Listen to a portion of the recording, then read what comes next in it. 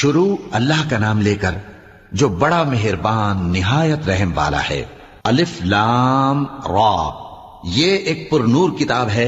इसको हमने तुम पर इसलिए नाजिल किया है कि तुम लोगों को अंधेरों से निकालकर रोशनी की तरफ ले जाओ, यानी उनके परवरदिगार के हुक्म से इज्जत वाले खूबियों वाले मालिक के रास्ते की तरफ, यानी उस अल्लाह के रास्ते की तरफ कि जो कुछ आसमानों और जमीन में है सब उसी का है। और उन काफिरों के लिए अजाब शदीद की वजह से तबाही और बर्बादी मुकद्दर है, जो आखिरत के मुकाबले में दुनियावी जिंदगी को पसंद करते और लोगों को अल्लाह के रास्ते से रोकते और उसमें कजी चाहते हैं।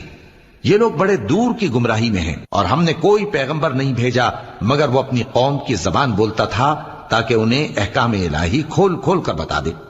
फिर अल्लाह जिसे चाहता है गुमराह रहने देता है और जिसे चाहता है हिदायत देता है, और वो गालिब है, हिकमत वाला।